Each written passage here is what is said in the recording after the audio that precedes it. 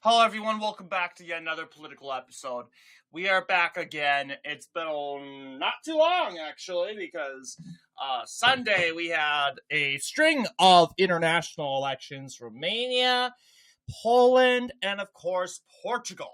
And we got some mixed results. It wasn't so much of a good day for us in Romania. Not a good night for us in Romania. We were hoping for an opposite result, but we didn't get it.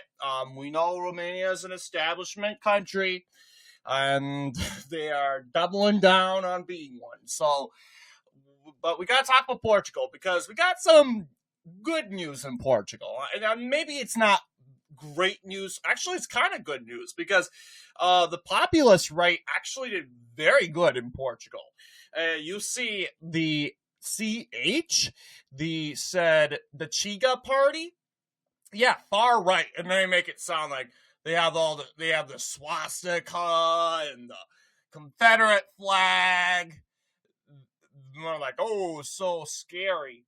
But honestly, this isn't. It's been demonized so much. Like, you have no idea, no proof that this is really a Nazi party. And just to be honest, they go around and they're totally okay with having like the PS, the Socialist Party.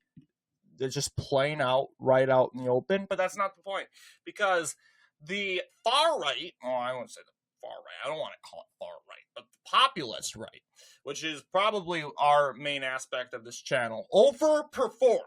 Yeah, that's right, so much that the Socialists lost 20 seats. 20 seats. It was a bloodbath for the Socialists in Portugal. It was amazing because Portugal was founded as a socialist country, and if you guys are unaware, Portugal is a country with lots of revolutions. I mean, let's go through the first couple, shall we? A little history lesson we can understand. Well, there was the 1820 revolution in Portugal, or otherwise known as the First Portuguese Revolution. That's known as the Liberal Revolution of 1820. That escalated into what became known as the Liberal Wars in Portugal, and the outcome of that was Portugal became a constitutional monarchy. Okay, you have the Miguelists, and of course they were the absolutists. And then you had the liberals, which, of course, flew the old traditional blue-white banner. They win the war. Fast forward to 1910 or something like that. Portugal has another revolution. This time, they want to be done with the constitutional monarchy.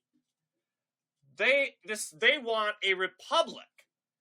So what became known as the Republicans, they flew the traditional red-blue banner, and you'll see they are somewhat center-left. They went and abolished the monarchy, which the liberals had established back in 1820. Not even 100 years. They're like, oh, no, we want to be a republic now. Now, fast forward to the 1970s, there's another revolution. This time, it is a socialist revolution. Do you notice a pattern here? Portugal is getting more left-wing, right? We went from being more of a constitutional monarchy, which is more kind of center-right today. Used to be pretty left-wing, but then we went to being a republic, and then it went to being a socialist country. And now Portugal, a lot of people will think, oh, Portugal is not really a socialist country. Well, there is some mentionings of socialism after this revolution in their new constitution, in which they redid it. Yes, they go, oh, they were going up against the Estado Novo regime. Fascism, I wouldn't say it's fascist. It was far right wing, yes. Estado Novo in Portugal was this sort of fascist-like regime in Portugal to establish something like a religious realm, kind of separated from the rest of the secular world. And of course, the left, which created the armed forces movement, which is far left, they went and overthrew that said regime. And that regime, I think Salazar, the guy that founded it, died. I'm not so sure. But yes, the regime fell and Portugal became a socialist country. They catered up to the socialist countries like Angola, Mozambique, which is the countries that the colonies they've once had. They have paid reparations, all this guilt trip.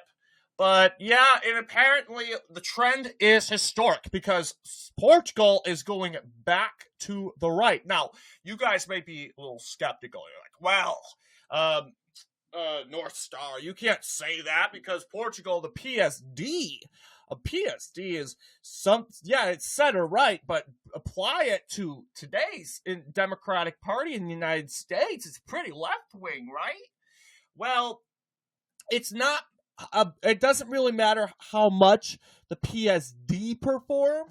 It's about how the Chega Party performed, which was huge. It was an outperformance, an overperformance, of course, which obviously, like I'm saying, I know we were very disappointed what we saw in Romania, but we look at Portugal.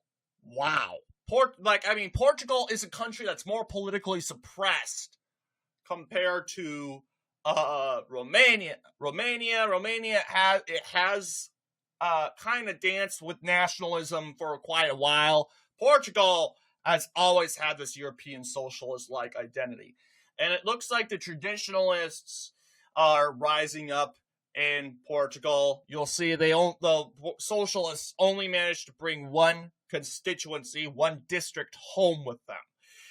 The Chega managed to take southern Portugal, in which we've noticed, like comparing to last year, Portugal Chega had took over this area right here, down in southern Portugal.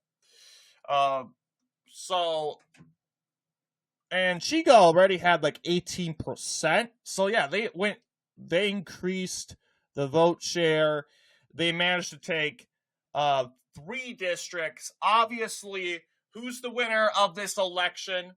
It's going to be the PSD, or they managed to make an alliance with the 80, which is somewhat right wing, and they kind of need to because think about it. The PSD doesn't like the Chega party, right? No one does, because they're a threat to their power. So they're going to have to make alliances with other right-wing elements. Okay, they're going to have to make so those right-wing elements don't end up going to Chega, right?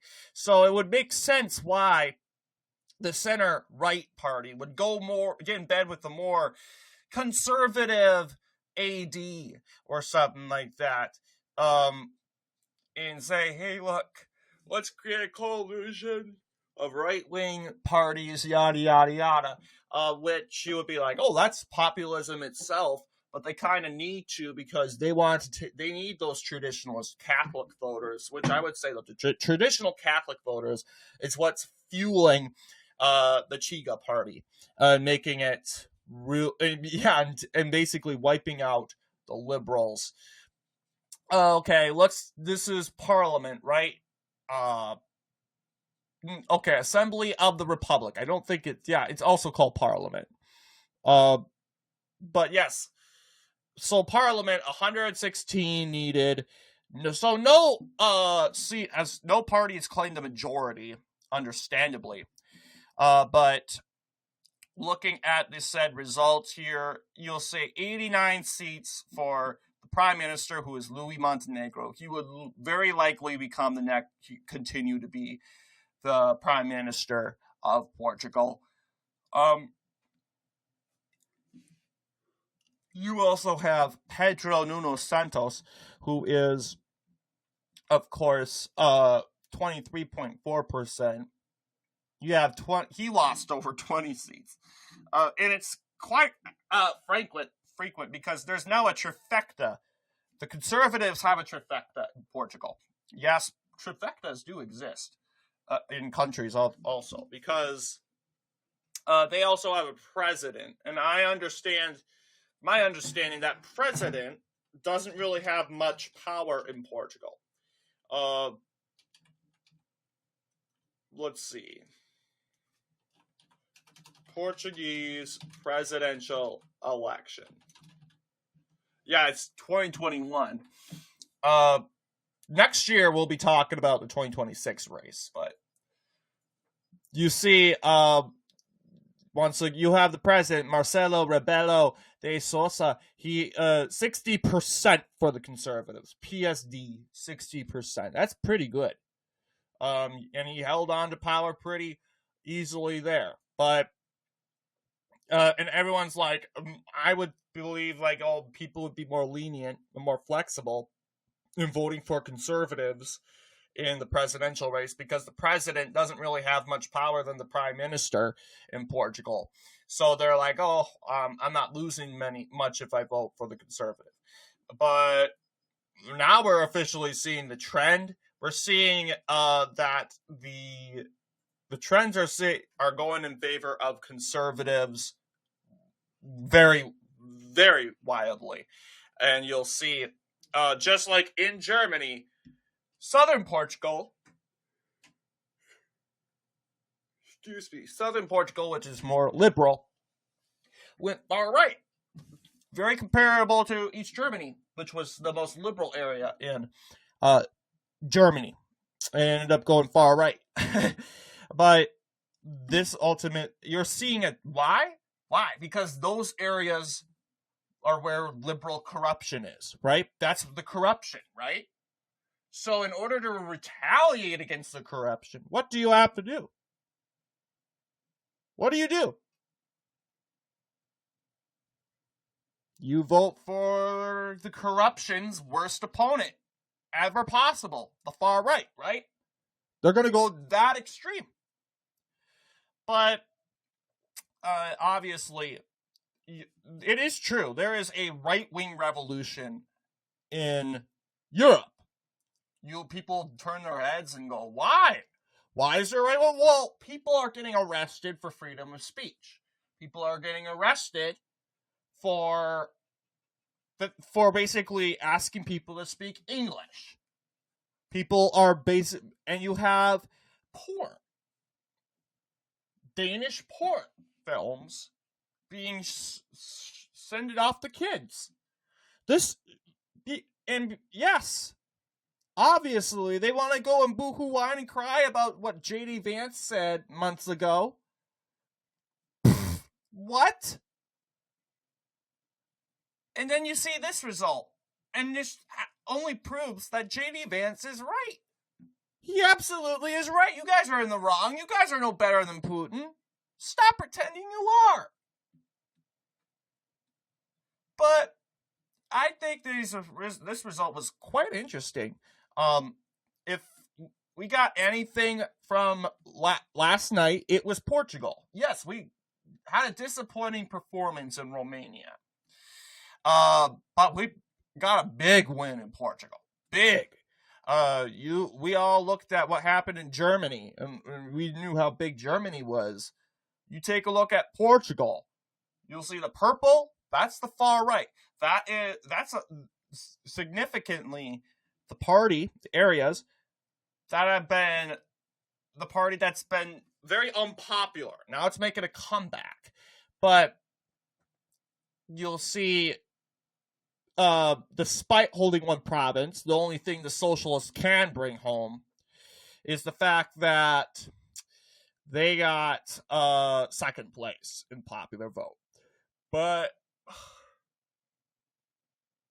barely, the Chiga party gained 4.5% of the vote compared to last year, which is honestly not that long ago.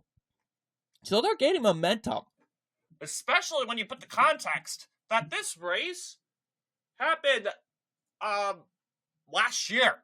I'm not sure why they're having another race again, but Then again, it is what it is. Now, I would characterize Portugal as a right-wing country for sure. Now, once again, context though, I'm not going to go ahead and say, oh, is it a MAGA something like country like Hungary? No. I think Portugal, along with the United Kingdom, France, Germany, they're kind of in that category along with Italy. They are in that category, but that doesn't mean they're MAGA. You know, we have a stigma to half of the right too, like the establishment right. And if I could oversimplify this map to divide these countries up to establishment right or just populist right, I would, but that would be too complicated. But anyway, what do you guys think about this huge win in Portugal? I know we're not Portuguese, so it doesn't really matter so much to us. But what do you guys think in regards to this video? And to clarify, I don't support the extreme right. I think I've been saying far right too much in this video. Obviously, I can condemn Nazism, fascism, and I believe that the left has absorbed the traits. Because, to be honest, the people that led Europe back then are the people that led Europe right now. And I do think that what they categorize as the quote-unquote far right are I wouldn't say, if Chiga did something very violent, I would condemn it. But right now, I have zero proof or evidence that they actually did it. And we know Wikipedia, they're going to say far right, fascism, blah, blah, blah, blah, blah. I don't care what they have on there. Because Wikipedia always wasn't a reliable source. They're a left-wing bot. So, what do you guys think in regards to this video? Let me know in the comments. And as always, see you all in the next political episode.